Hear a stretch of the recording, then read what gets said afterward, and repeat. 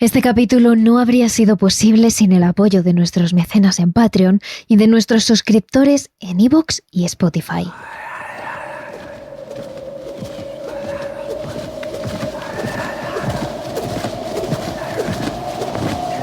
En 1986, Ed y Lorraine visitaron a los Smurl, acompañados de una mujer psíquica llamada Rosemary, capaz de conectar con las entidades del más allá, casi al mismo nivel que Lorraine. No les hizo falta concentrarse mucho para sentir a más de una entidad merodeando por la casa de la familia.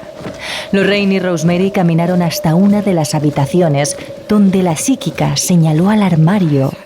Indicó que este era un portal con el mundo del más allá y el mundo de los vivos. A partir de ahí, numerosas entidades habían entrado en la casa. Algunas eran totalmente inofensivas, pero otras tenían una carga negativa tan fuerte que las dos mujeres sabían que no eran espíritus cualquiera, sino que allí había una presencia demoníaca. Esta semana os traemos la segunda parte del infierno de la familia Smurl, un caso Warren poco conocido, pero que podría situarse al nivel de grandes investigaciones del matrimonio de parapsicólogos, como Amityville o el caso Enfield. Y ya sabes que si no quieres perderte ningún expediente Warren, puedes suscribirte a nuestro canal desde la plataforma de podcast desde la que nos escuchas, y que te espera un nuevo caso de Ed y Lorraine Warren en nuestro capítulo extra de Patreon, iVoox y Spotify.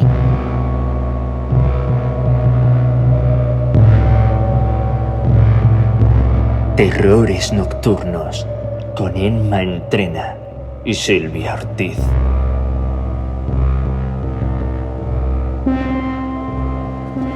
Lentamente, las dos mujeres se fueron acercando hasta el gran armario de madera del cuarto de Shannon y Karina, las hijas gemelas. Era un mueble tan grande que incluso en aquella casa de techos muy altos y grandes estancias tenía el espacio justo. Estaba hecho de madera, de un tono oscuro, con dibujos grabados en los márgenes. Lorraine y Rosemary lo observaron detenidamente durante unos instantes. Tenían muy claro que ese armario conectaba con el más allá. Entre las dos fueron analizando una a una las entidades que cruzaban de un lado a otro y se paseaban por la casa de los Smurl. A primera vista fueron 4 las que parecían estar más ancladas con el lugar. Abigail era una anciana de rostro amable y cabello recogido en un moño. Fue el primer espíritu que se acercó tímidamente a las dos mujeres. Llevaba unas gafas redondas y pequeñas, de montura metálica, un vestido desgastado, como de ama de casa, y encima un cardigan de color azul marino. La entidad levitó hasta colocarse justo al lado de las dos mujeres que la observaban detenidamente. Cuando parecía que su arrugada mano iba a tocar a Lorraine, el espíritu de la anciana se esfumó y dejó tras de sí luces azules, doradas y blancas que destellaron por toda la habitación. Lorraine y Rosemary estuvieron de acuerdo en que esta entidad no era nada peligrosa, al contrario. Tras de sí, dejaba un aire tranquilizador, como un mar en calma después de una fuerte tormenta.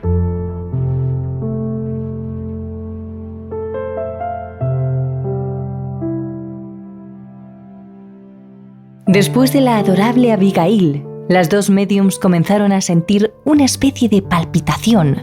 El ambiente se volvió más tenso y oscuro. Apareció el espíritu de una mujer adulta que traspasó el armario y se quedó ante las dos mujeres. En un primer momento esta entidad apenas les transmitió nada, más allá de algo de inquietud y nerviosismo. De hecho, la propia Lorraine lo describió como el fantasma de una mujer joven, difusa y con poca fuerza. Pero eso sí, tiempo después, otra médium afirmaría que este espíritu no era tan débil como parecía ser. Era el alma de una mujer que padecía un desequilibrio mental muy fuerte y que en vida debería haber sido encerrada en un manicomio. Según fueron pasando los minutos, Lorraine y su acompañante, Rosemary, fueron notando cómo esa densidad del aire se hacía cada vez más pesada. Un frío helado recorrió la columna vertebral de las dos mujeres, que se miraron extrañadas. Sabían que venía algo que no era nada bueno. Se mantuvieron en silencio, intentando controlar su respiración, haciendo ver a aquello que fuera que ninguna de ellas tenía miedo. En el pasillo, un aire oscuro se materializó poco a poco hasta convertirse en la figura de un hombre corpulento llamado Patrick. Lorraine le contó a los Smurl que ese espíritu estaba cubierto de heridas, de sangre y de tierra. Tenía una mirada de odio y una mandíbula prominente que se marcaba con más fuerza cada vez que apretaba los dientes. Patrick traía gran parte de la negatividad que habitaba en la casa, y Lorraine intentó conectar con el pasado de la entidad para entender de dónde venía. En las imágenes que llegaron a su mente, Patrick parecía estar bebiendo, incapaz de mantenerse en pie. Era un hombre egoísta, alcohólico y que maltrataba y pegaba a su mujer casi a diario. Un día esta, harta de Patrick, se esfumó con un hombre que había conocido hacía no mucho. Llamó a su puerta y ambos se abrazaron y se besaron, pero Patrick, que sabía que algo tramaba a su esposa, la siguió hasta la casa de su amante. Las siguientes imágenes que aparecieron en la mente de la parapsicóloga provocaron en ella una sensación de terror y de dolor. Patrick golpeaba con un objeto muy pesado, algo parecido a un bate, a su mujer y al amante, que intentaban huir levantándose de la cama. La sangre de ambos salpicaba ventanas, paredes, hasta que un denso charco rojo manchaba las sábanas y el suelo de la habitación.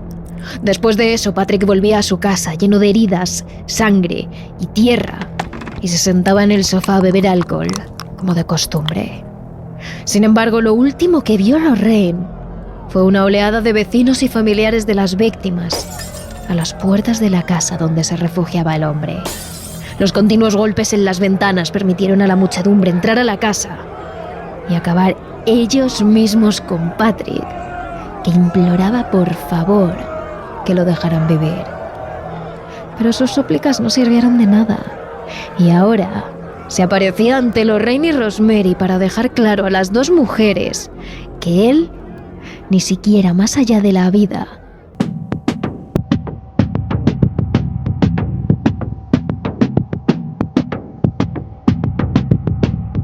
El matrimonio Warren ideó un plan.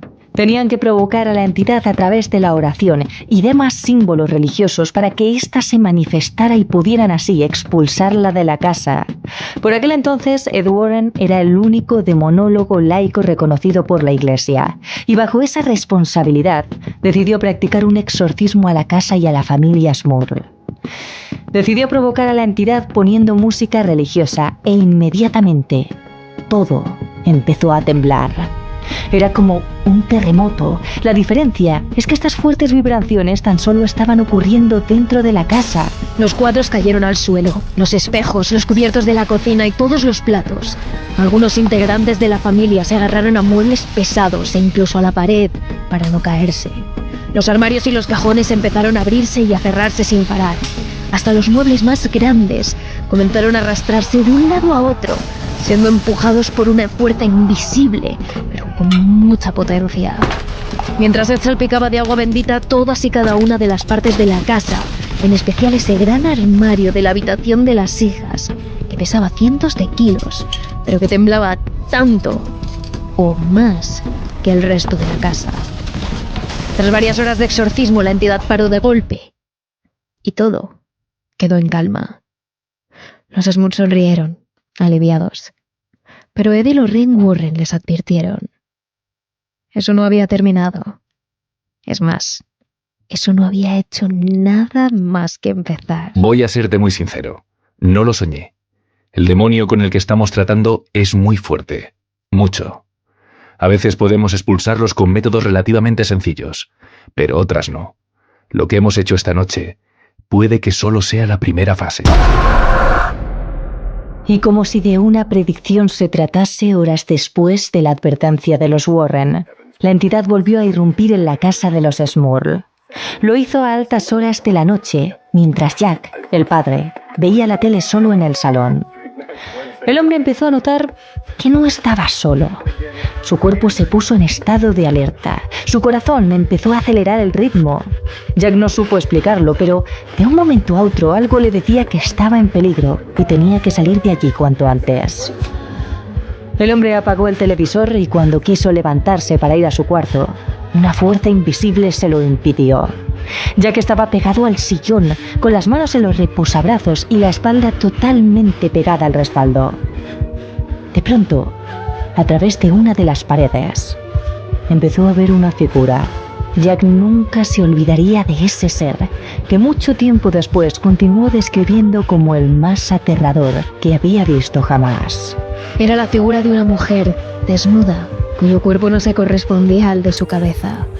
Su cara parecía la de una anciana y su cuerpo, lleno de heridas y putrefacto, tenía bastantes años menos.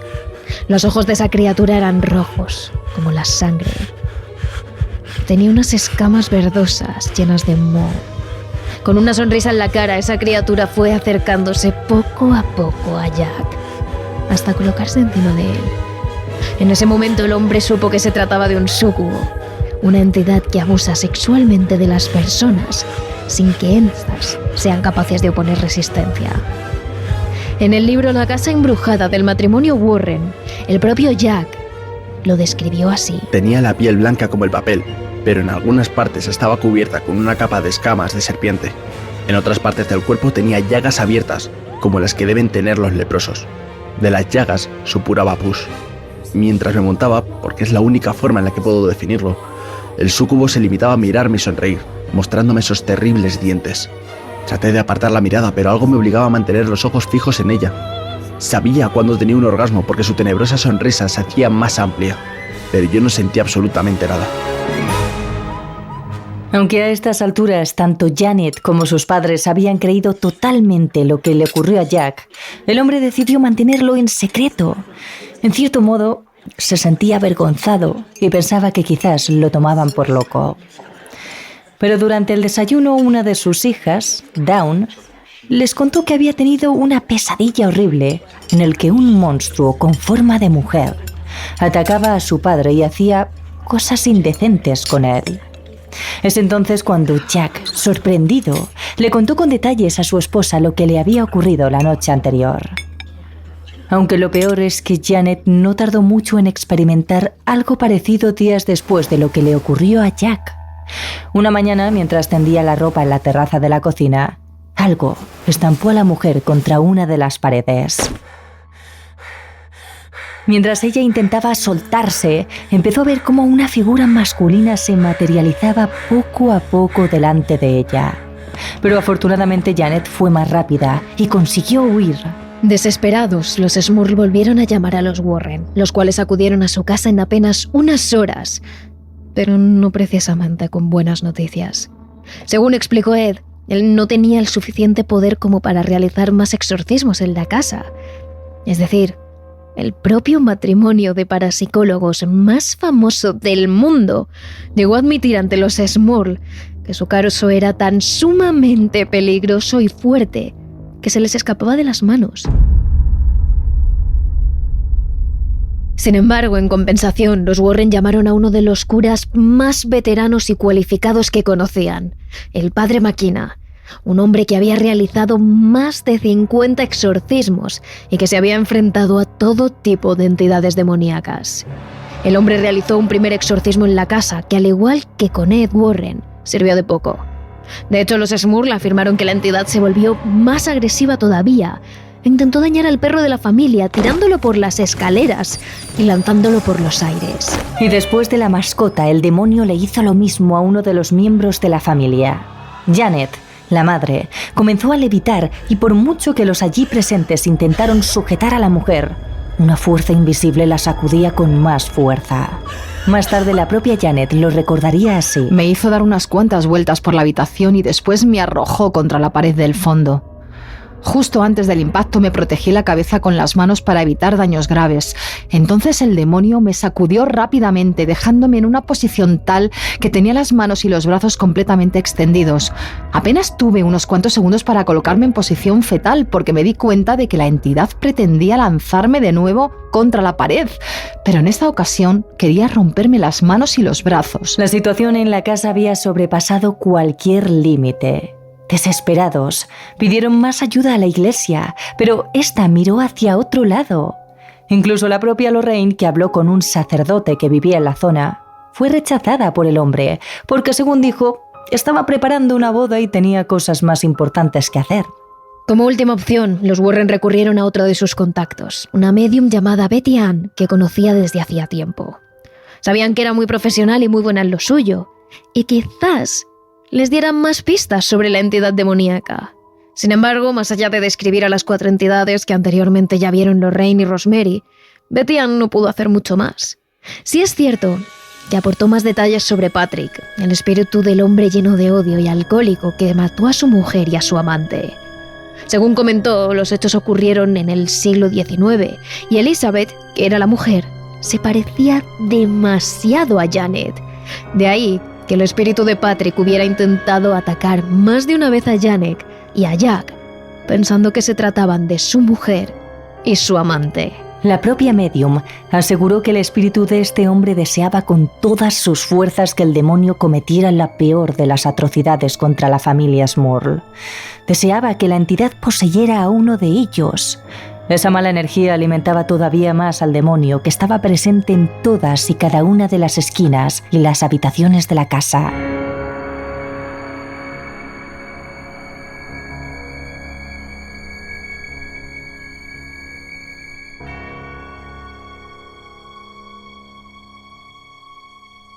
Finalmente, una fría madrugada del año 87, el padre McKenna decidió realizar un segundo exorcismo. En esta ocasión, pidió a la familia que pasara la noche fuera. Necesitaba estar solo y comunicarse directamente con aquella entidad demoníaca. Debido a la falta de dinero y de recursos para pasar la noche en cualquier hotel o albergue, la familia sacó sus viejas tiendas de campaña del jardín. Sacaron varias mantas y un par de colchones y entre las 2 tiendas se repartieron. Pero cuando tan solo llevaban unas pocas horas dormidos, algo les despertó. Algo con una energía negativa tan grande que hizo temblar a los Smurl. Tiempo después, Jack les dijo a los Warren algo como esto. Aunque nunca he vivido un terremoto, sí he oído las descripciones, y nuestro colchón se movía del mismo modo. Empezó a elevarse mientras nosotros seguíamos encima, aunque los dos habíamos vivido episodios de levitación durante la infestación. Aquello fue distinto. La cama se zarandeaba violentamente. Entonces, como de costumbre, volvimos a caer sobre el suelo. Hice lo único que podía hacer. En cuanto el colchón dejó de temblar, cogí el frasco con agua bendita y rocié con ella toda la cama. No pegamos ojo durante el resto de la noche. Es en ese momento cuando los Smurl se dieron cuenta de que fueran a donde fueran, la entidad siempre iría tras ellos. Desesperados, decidieron tomar una de las peores decisiones que llevaron a cabo: pedir ayuda acudiendo a los medios de comunicación y a la prensa local.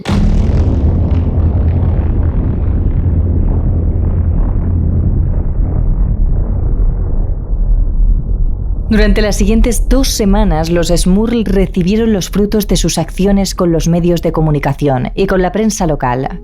Su casa comenzó a llenarse de cartas y postales de todo el planeta, de Brasil, Puerto Rico, Países Bajos. En algunas de ellas les contaban experiencias similares a las suyas, lo que hacía que los Smurl se sintieran menos solos y también menos bichos raros. En otras, familias enteras decían que rezaban por ellos y en otras incluso les proponían algunas soluciones a su problema. También recibieron muchas cartas de clérigos de distintas denominaciones, de diferentes países e incluso de diferentes religiones para ofrecerles sus oraciones y su ayuda, tanto dándoles consejos como aplicándose más. Curiosamente, los únicos que no les escribieron fueron los clérigos de su diócesis local. Con ellos continuaba el silencio. Sin embargo, se puede decir que esto fue todo lo bueno que les trajo hablar ante la prensa, porque lo demás fueron cosas horribles que nunca habrían esperado. Una multitud de gente se agolpó de manera permanente ante la casa de los Small. Algunas de las personas que estaban allí, vigilando la casa día y noche, pensaban que eran personas santas asediadas por una fuerza maligna. Otros pensaban que eran horribles satánicos que habían atraído a su vida todo el mal que había en su casa. Y entre ellos también había prensa. Vitoreaban, les insultaban, les asediaban cuando salían de casa y cada vez se acercaban más y más a la casa para vigilar y para observar a la familia como si fueran monos de feria. Y desde luego, ellos se sentían así. Pero hubo 2 incidentes que fueron realmente aterradores. A finales de agosto, mientras la familia miraba por la ventana, un hombre sacó sigilosamente una pistola de su espalda y se paseó por delante de la casa como si quisiera disparar. Del miedo que tenían, los Small se agacharon para esquivar las balas en caso de que les dispararan y pasaron todo el día alejados de las ventanas. En otra ocasión, un hombre se acercó hasta su puerta enarbolando un hacha y el único motivo por el que no la clavó en su puerta de entrada fue porque buena parte de la multitud que se congregaba allí, la parte que les apoyaba, consiguió detener a ese individuo. Y lo peor es que mientras tanto, dentro de la casa la manifestación demoníaca seguía, sobre todo golpes y apariciones de aquella figura oscura, pero también con incidentes verdaderamente aterradores. Una noche, cuando Jack se levantó al baño y se lavó las manos, miró al espejo, pero lo que vio reflejado no fue a sí mismo, sino algo terrorífico. Era una cara llena de llagas y de heridas, con la piel hecha a jirones. No pudo evitar gritar. Además, durante los siguientes días no dejaron de recibir llamadas de sus vecinos. Hasta 6 casas más de su misma calle estaban teniendo ataques paranormales, sobre todo golpes y arañazos en las paredes. La infestación cada vez era más fuerte y no les quedó otro remedio que volver a llamar al padre McKenna. En diciembre de 1986, el sacerdote volvió a exorcizar las 2 partes del adosado con oraciones y agua bendita, pero esta vez parece que por fin funcionó. Sentimos algo, como cuando el aire empieza a cambiar después de una tormenta. Aunque al principio teníamos miedo incluso de pensar que las oraciones y la vigilia pudieran tener un impacto duradero, en general, los días posteriores al exorcismo fueron maravillosos. No estábamos tan relajados desde hacía más de 2 años. De hecho, poco después, Janet llamó a Ed y Lorraine Warren para informarles de las buenas noticias. No os lo vais a creer, toda la casa vuelve a oler a rosas frescas. No podíamos creerlo. Primero 2, después 3 y luego 4 semanas. La única diferencia es que la familia se mudó a un tranquilo barrio residencial en Pensilvania y que en el año 88 el entonces ya obispo McKenna hizo otro exorcismo que pareció mejorar las cosas.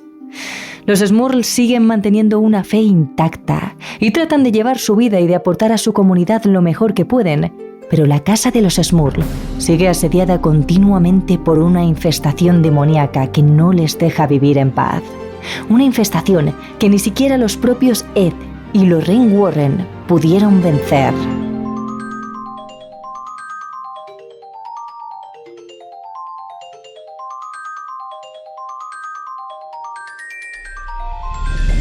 Este caso, uno de los más espectaculares de todos los que trataron los demonólogos Ed y Lorraine Warren, acaba aquí, tras 2 intensísimos capítulos.